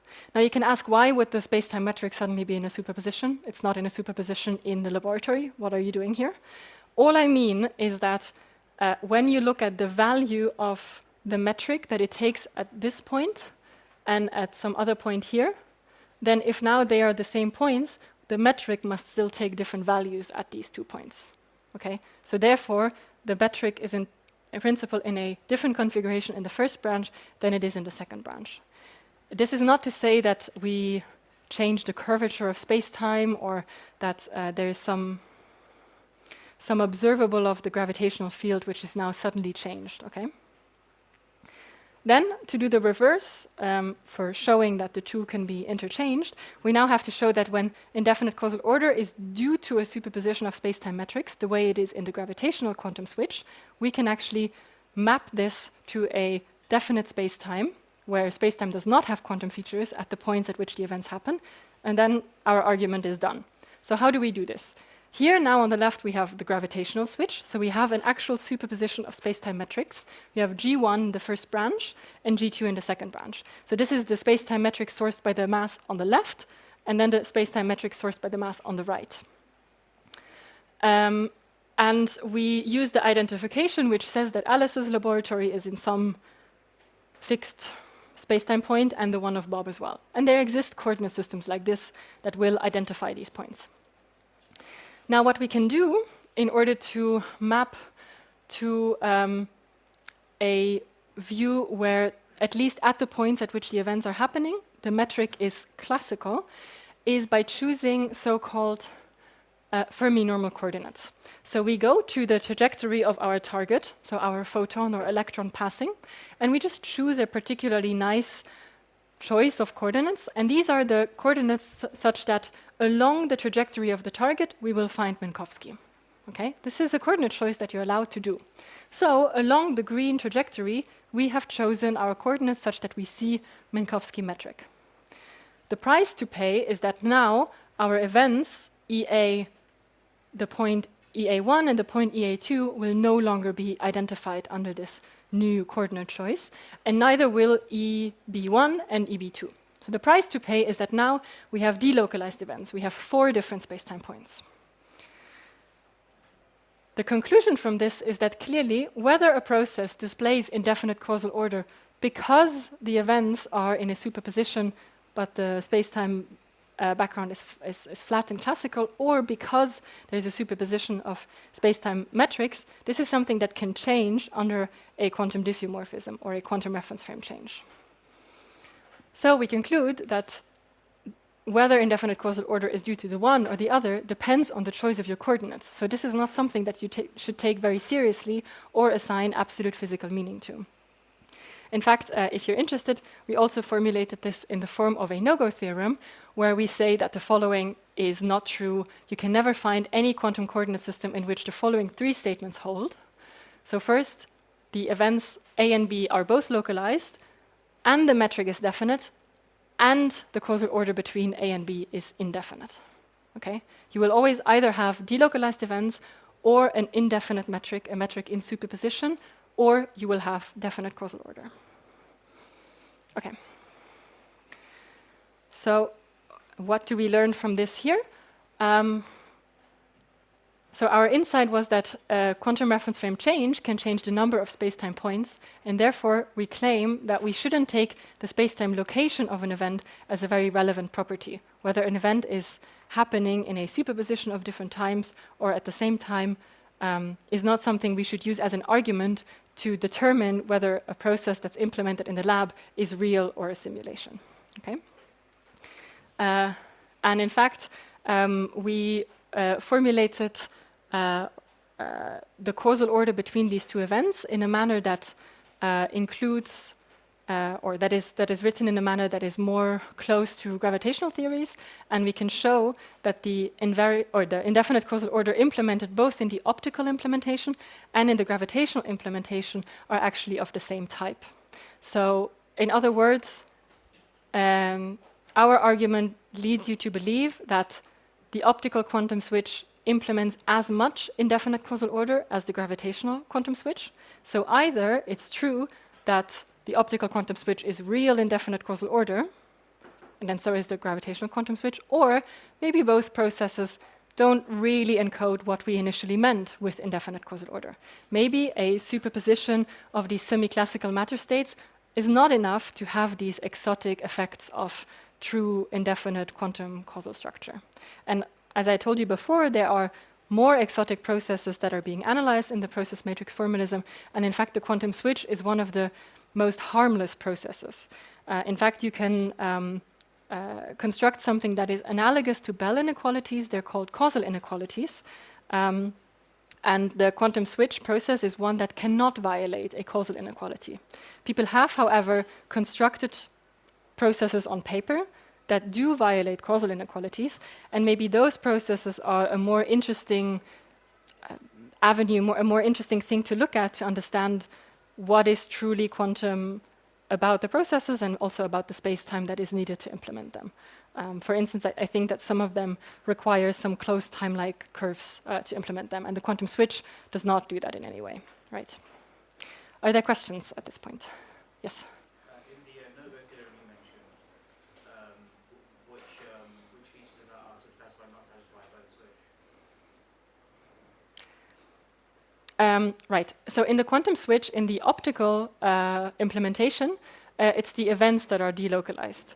So if I draw the space-time diagram in my Minkowski space-time, I will have Alice's event happening in a superposition of now and later, and also Bob's event happening in a superposition of now and later. But number 2 is satisfied, the space-time metric is definite, it's just Minkowski, and we have causal order in the way that we define it in this first paper right here. And then in the gravitational switch, you can localize Alice's and Bob's event, as in you can take on the frame perspective where Alice's applies it at a proper time, at a definite proper time, and also Bob, but then as the price to pay is that the space-time metric is not definite. Yeah. Yes? The switch doesn't violate the inequalities. How do they know then, or how do they suspect that there's an advantage? So I would suspect that that needs to be the necessary criteria, maybe not sufficient, but necessary. So, right, you have the intuition that you can only gain a quantum computational advantage if you violate causal inequalities, but that is those two things are not connected. In the foundations literature, I think it's true from what I know that, for example, contextuality is always present when there is a quantum advantage, not reverse, but that's always there when there's an advantage. And so, yeah, so my intuition is that if that's not there for the switch, I don't see how the switch can give you an advantage. Right. Okay. I don't know if I share your intuition or not. There is a whole body of literature on possible advantage using indefinite causal structures in quantum computation. And I know that there is no consensus on whether something like the switch should even lead to an advantage. And even if it does, in what metric? So here we're really talking about query complexity. So it's about how often do I call my operations? And whether this is even an interesting complexity to look at is also not clear. So here there would, for instance, even if there was query complexity in the quantum switch, it's not in time. There's no exponential time speed up, right? It's just how often like if I have to pay every single time I use Alice's wave plate, do I pay once or do I pay twice? And exactly, there's different complexities involved, and then also whether there's quantum advantage or not. I think people still don't agree on it. And I think also they have moved on to other processes beyond the quantum switch. Yeah. Yes? I'm pretty sure again the slide where the quantum reference orders are arranged, I mean, of the switches. This one. Mhm. The question about so why the lines, right? This is the line of this is the word line of Alice and Bob, right? They cross or what is Right, so, okay, let me see if I have a pointer. Yes, I do. So you're asking about what this precisely means. Yes, the lines. So we have three systems, the target, the photon traveling through, we have Alice, and we have Bob. Okay, and so what I mean here is the target is this one, and it moves from the bottom to the top in time, and it crosses here, first Bob, and then it crosses Alice. So here in this term of the superposition, it's first Bob and then Alice, and then up here it's first Alice and then Bob. Yes? So what if the photon only passes through Alice and then never through Bob? Right? Because it's or never both, right? Very good. That's also a scenario. Very good. So actually you see that this framework allows us to study many more causal processes, not just the one where we have exactly the quantum switch. And then there's the question, what happens if there is events happening in one branch of the superposition that don't happen in the other branch, right? You're asking, what if the target passes Alice in the one branch, but it doesn't even pass Alice in the other? Or what if my detector clicks in the one branch, but it doesn't click in the other? This is something we have started to call indefinite event occurrence. The event even occurring is indefinite, it's in a superposition. And then how do you identify? Because before that, we have always assumed that at least there's always the same systems in both branches of the superposition. We have also assumed that we agree on what are the same systems. I know that the mass is in the one branch is the mass in the other. They might just be in different positions. And I've assumed that all the events happening in one branch are happening in the other one. Another assumption we have made is that the topologies match across the superposition. There is no hole in the one and no hole in the other. An interesting example, I believe, that one should consider in the future is, what if I have some matter configuration in a superposition that is collapsing, some mass shell, but it is collapsing in the first branch in a way that it just forms some conventional matter clump, but in the other branch, the mass shell is collapsing in a way that it forms a Schwarzschild black hole. Then now you have different topologies. In one you have a singularity, and in the other one you don't. So this is not something that we are considering here, and in fact, we are just excluding it as a pathological case. But these are precisely the interesting scenarios, right? They are very constructed, but how do you identify if the topology of one doesn't match the other? How do you identify if the event occurs in one, but it doesn't occur in the other? Or, as we had before, if you would identify one event or point with several others in the other. What does that look like for someone using this quantum reference frame? Do we see our space-time the way we do because of some symmetries that are there that we're not aware of because we are identifying relative to our laboratories and resources? So there's lots of questions you see that there are still to be explored here. And for now, we've only started treating the very well-behaved, nice cases. But I think this should be motivation to actually go further and see which of these tools need to be extended to be able to treat these situations. Yes? In any process that you described, when there's a different causal order, you say that you will confirm it with studying an interference. Mm-hmm. But this interference has to occur in the same space-time, right? Yes. Yes. So there must be another transformation at some point of the reasoning in which we will reconcile everything. How does it work? Okay. So the question is that in order to check whether, let me go back to the gravitational switch, whether to check that there really was a coherent superposition of different orders between the events. I said before, we will have to verify the coherence, and we usually do so in an interference experiment. And you say, well, if the space-time isn't classical, then what does that even look like? How do we re-interfere in a non-classical space-time? And this is true, and this is something that we have to be very careful about. So how would we do this in in the gravitational switch, because here our space-time is in a superposition of different configurations, and we can now implement this, but then how do we re-interfere things without stuff decohering? And I believe that one way of doing this is that we have to also re-interfere the massive object into just a single state. So basically in your experiment, let's say one day you have the capabilities of doing this, you will have to first superpose your gravitational source in a way that nothing decoheres and there's no radiation and so on. Then in this superposition of spacetimes you perform your process, and then you have to re-interfere your trajectories and the mass as well. Okay? And then you send it to a beam splitter and you hope that you can detect some phase that was picked up here along the way. It wouldn't have like a delay or something. A delay in what?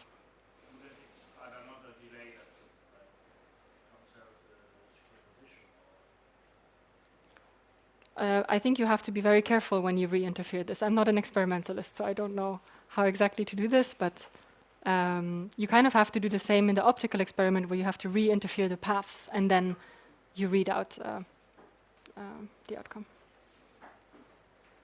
Yes? To derive the no-go theorem, did you assume like all hypotheses and derive contradiction, or like I was just wondering out of curiosity what you did to prove whether you assumed like if you assume two hypotheses, you get that the last one is false, or what did you do?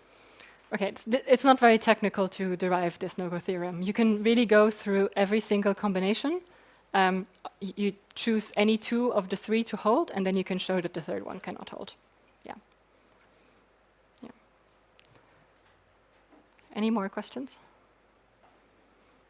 Yes. I understand that what you proved, I mean, this statement there in the yellow Yeah. box, shows somehow, it solves one of the two controversies that it showed, that if you believe in the quantum gravitational suites as the true quantum suites, then You also, yeah. also corresponds to an optical quantum suite. That's a very good summary of the conclusion. So because we find a notion or a definition of indefinite causal order between two events, which I didn't show to you in detail here, which can be shown to hold both when the events are delocalized in a fixed spacetime and for localized events in a superposition of spacetimes, the conclusion is that if there is indefinite causal order in the gravitational switch, it is also indefinite causal order in the optical switch. Exactly. So in this sense, and I think even as co-authors we might slightly disagree on what exactly to take from this work, but I think we are all in, of the co-authors, we're all in the camp of the operationalists. We like to think of events being detector clicks and applications of operations, and actually we don't think that you should look at space-time points because we know space-time points don't have physical meaning, and superpositions of space-time points also don't have physical meaning, as we learn from using quantum reference frames, and whether an event happens in one space-time point or 2 or 4 or 10, it's a matter of description and it's not about the physical content. We therefore prefer the operational understanding of event. That is not to say that then therefore automatically the optical quantum switch is real indefinite causal order. Both could also just be not so interesting indefinite causal order. As in, we have a definition for indefinite causal order, and both implementations satisfy this. Whether that is what we initially had in mind with using the quantum features of spacetime to have exotic causal structure, that's a different question. I hope the 2 points are clear. Yeah, good. I think I saw another question somewhere. Okay. Then I want to just come to my summary of what we saw in these 2 hours, just to be very brief. So we first saw that we can use quantum reference frames and the symmetries under their transformations as a tool to calculate things where we don't need to assume something about quantum gravity, but we can use our known theories of classical gravity together with these symmetry principles to calculate and get actual predictions, at least in some regime of interest that is hopefully testable in the sort of near future. And we also saw that we can use this logic of these extended symmetry principles for lots of different situations. And I refer you to the literature to explore many more situations like this. Then we assumed that we can have superpositions of spacetimes, and we saw how symmetries and identification and counterparts play into it being relative or reference frame dependent, whether two things are the same or they're different. And using this logic, we constructed these quantum coordinate systems using identification of points via physical field values. So we chose actual physical fields to say this is the same point as this point, or other physical fields to say the same thing about another pair of points. And then we drew some conceptual lessons from this. The first one being that the localization of events is reference frame dependent, and also that we can bring some insight into debates in the field of indefinite causal order using these quantum reference frames. And now for some very non-exhaustive outlook, what are the things we need to work on and improve in the future? We have already listed quite a few, but just to summarize, I think one restriction that is quite strong for now is that we're only considering semi-classical spacetimes in superposition. And we're not taking into account any spacetime fluctuations. We're not taking into account some general state of the spacetime metric. Of course, we can always superpose many different semi-classical spacetimes and have some probability amplitude over that, but we're not taking into account genuine spacetime fluctuations for now. And in the same spirit, we're also only considering semi-classical reference field configurations in superposition, and we're not truly making use of the fact that these quantum fields that are our scalar fields could be quantized and what that means for the identification. So I think that's an important direction in which it would make sense to generalize what happens to the comparison or this identification map when it's quantum fields that are truly that I can truly describe by fluctuations. Then the same holds for the quantum equivalence principle, which Flaminia talked about at the beginning of this block of lectures, and what this looks like if we have genuine spacetime. Maybe she can say more about this later, to what extent this has been achieved. Then we also mentioned several times that non-ideal frames could play an important role here. So what happens if I have frames with additional symmetries for which the identification map isn't unambiguously defined, or maybe it's well defined and this breaks down? What happens if there's therefore no perfect spacetime localization? Can we make sense of this?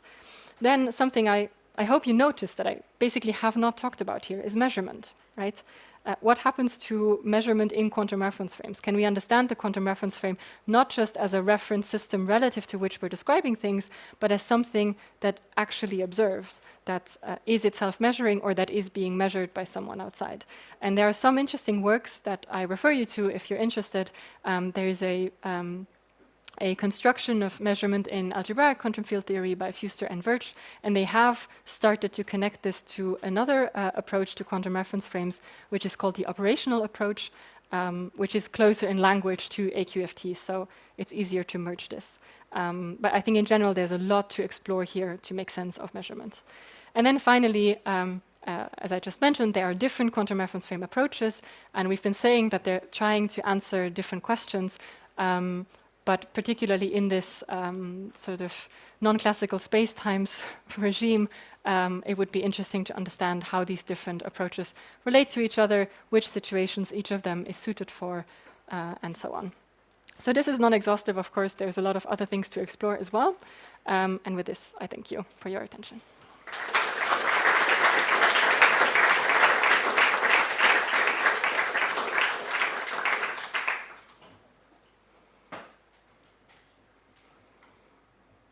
Yes? How you implement space-time fluctuations without going to a specific model? Like, are there any ideas how this would be done? By model, you mean quantum gravity approach? Quantum gravity explicitly, like choosing a cluster. Right. I think, so the question is, how do we implement these space-time fluctuations? What would be like a first step to go? And I think it would be perfectly fine to use linearized quantum gravity, and people are doing this, obviously, now, to take into account these space-time fluctuations. So when I say go beyond, I specifically mean like, how do we make sense of this identification business and so on in quantum reference frames. And in that sense, it hasn't been done. Also, one thing I didn't mention is the momentum sourcing gravity. That is what you mentioned in the other lecture. That goes together with these space-time fluctuations, right? Yes. To comment on this question, if you really want to do it, to have this like more actually semi-classical quantum gravity, and you don't want to just do linear as quantum gravity, then what you can do is you can give up GR, and you can go into like alternative theory, and there exist exactly swappable models. For example, like JT quantum gravity, gravity plus something we call a Polyakov term is an exactly solvable two-dimensional model of semi-classical gravity, and it's actually strongly coupled to semi-classical gravity, so it's not just quantum theory and space-times. So you could try doing something like this with JT. I agree with this. Any more? Yeah. If we are using non-ideal frames, and we have, which means that we have no perfect space-time localization, the interpretation of the with the four events, the interpretation of the four events. In the quantum switch.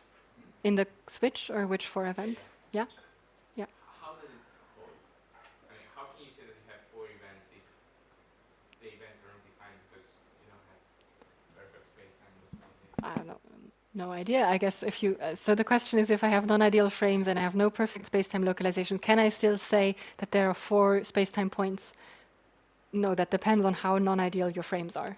So in a way, non-ideality excludes excludes this option of the four events, but it doesn't exclude. It doesn't. No, you can still have a non-ideal frame that can still distinguish the four space-time points, right? As in, what I mean by no space-time localization is that you cannot perfectly resolve some small patch of space-time into this is the one point, this is the other point. But if your four events happen in like regions that are far enough apart, you are still able to do this. And then because I was thinking of the borderlines and the crossing of the borderlines, that it's a point, a space-time point. But if you have a non-ideal frame, it won't be a point. Exactly. If you have a non-ideal frame, I believe that you will have to start working with small patches of space-time. And then you will have to identify patches of space-time across the superposition. There's in principle nothing too difficult about this, but I'm not sure this yet captures this quantization effect. So, yeah. I really think that there's some change in our thinking that needs to happen. This is not just some small, continuous, incremental changes.